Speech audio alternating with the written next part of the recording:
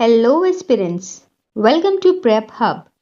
मैं हूं डॉक्टर रितु और आज हम पढ़ेंगे पेनिनसुलर प्लेटो ऑफ इंडिया यानी भारत का प्रायद्वीपीय पठार का पार्ट फर्स्ट।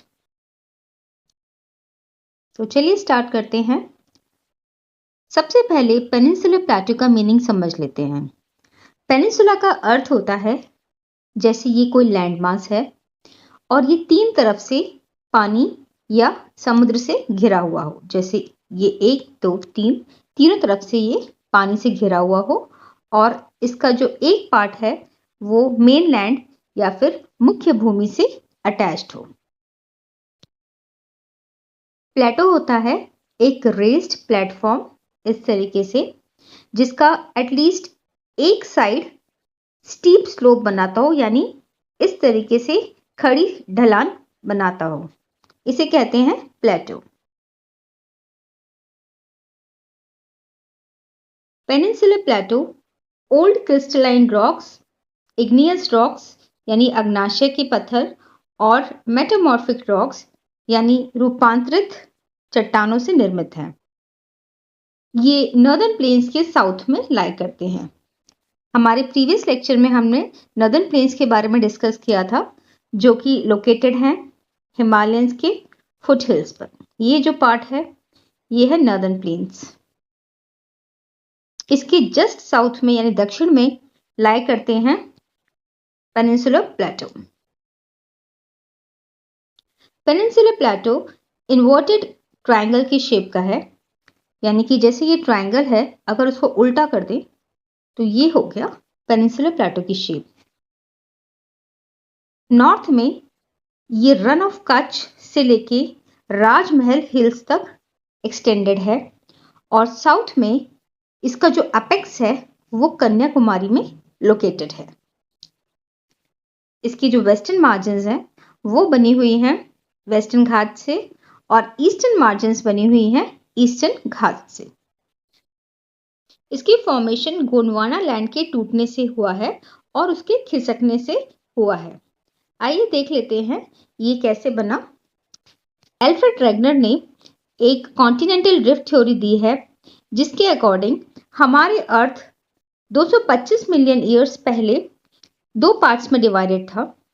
एक था मेजर लैंडमास जिसे कहा गया पैंजिया और दूसरा था ओशन या वाटर बॉडीज जिसे कहा गया पैंथेलेसा।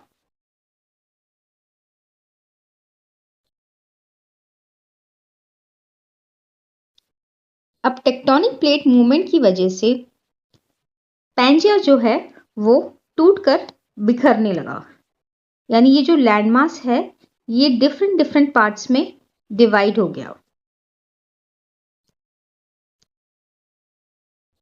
टूटने के बाद ये दो रीजन्स में स्प्रेड हुआ।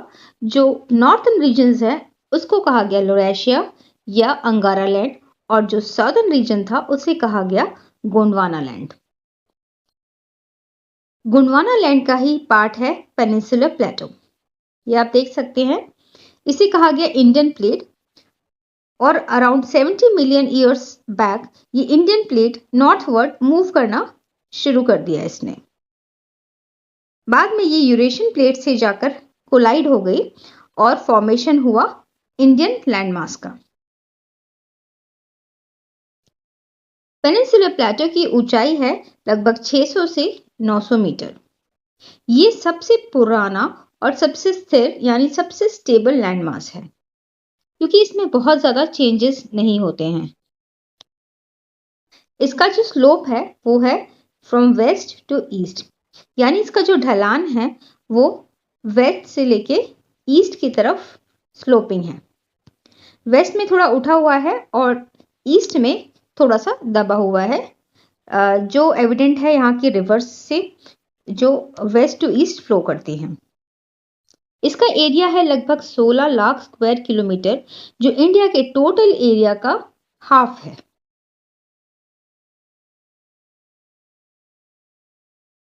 पेनिनसुलर प्लेटो एक कंटिन्यूअस लैंडमास नहीं है, बल्कि ये बहुत सारे छोटे छोटे प्लेट्यूज का एक एग्रीगेशन है।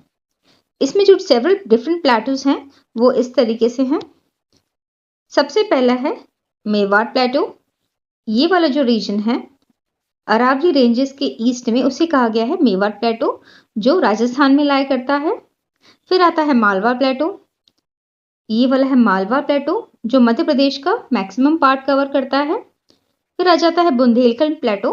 बुंदेलखंड प्लेटो में कुछ डिस्ट्रिक्ट्स यूपी और कुछ डिस्ट्रिक्ट्स एमपी के इंक्लूडेड हैं।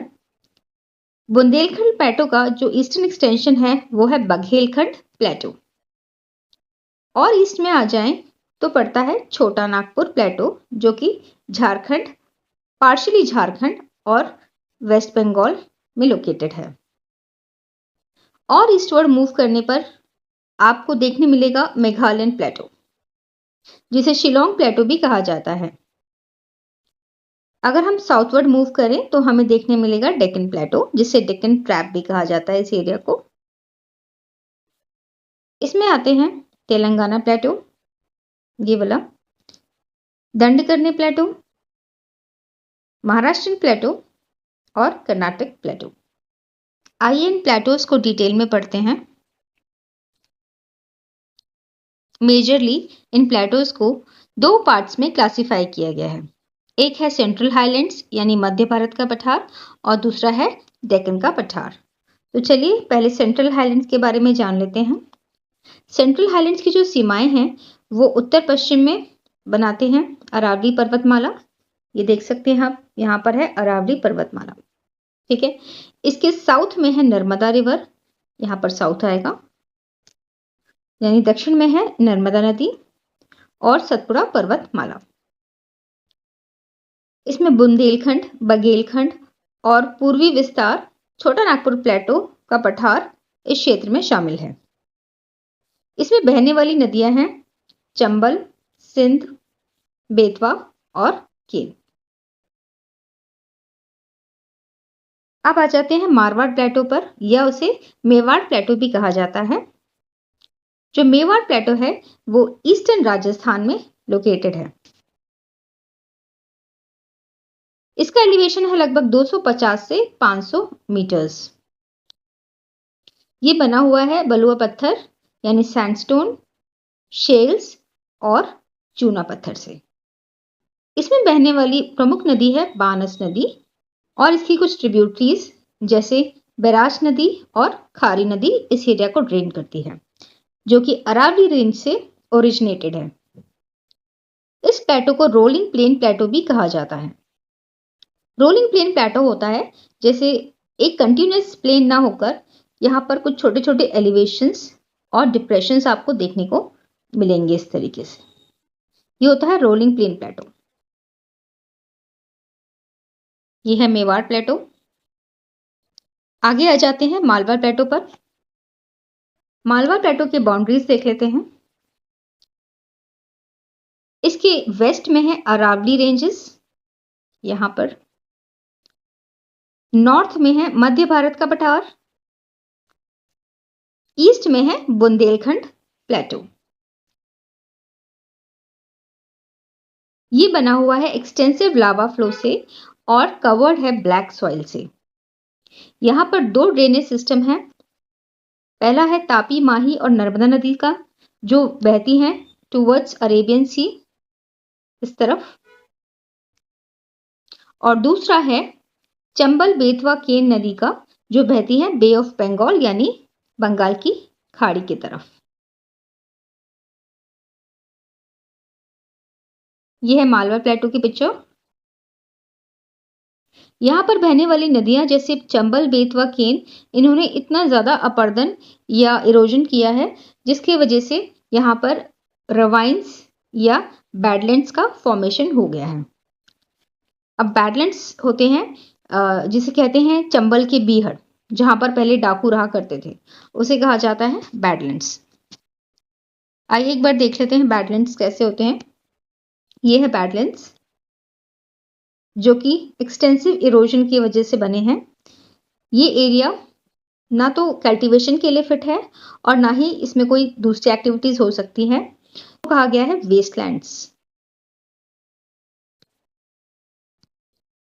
अब आते हैं बुंदेलखंड प्लेटो पर।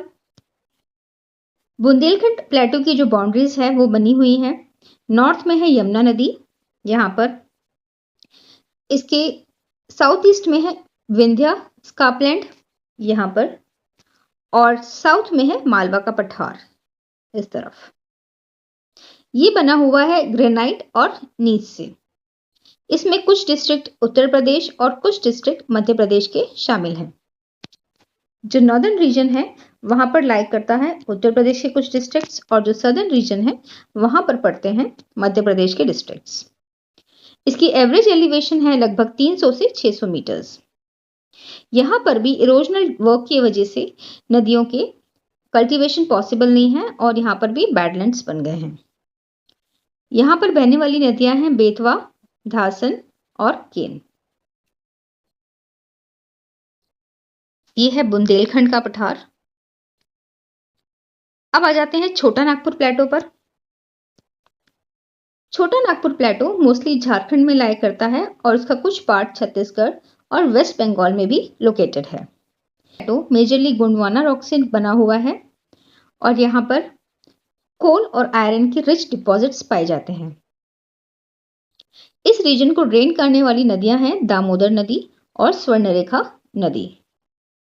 राजमहल हिल्स इसके नॉर्थ ईस्ट पार्ट में लाई करते हैं यहाँ पर। तो ये वाला जो एरिया है यहाँ पड़ते हैं राजमहल हिल्स। दामोदर नदी जो यहाँ पर बहती है वो हजारीबाग यानी नॉर्थ में पड़ेगा हजारीबाग प्लेटो और साउथ में पड़ेगा रांची प्लेटो। इन दोनों प्लेटोज को सेपरेट करती है। ये है छोटा नागपुर प्लेटो। अब आ जाते हैं मेघालयन या शिलोंग प्लेटो पर। मेघालयन प्लेटो पेनिनसुलर प्लेटो का ही ईस्टवर्ड एक्सटेंशन है।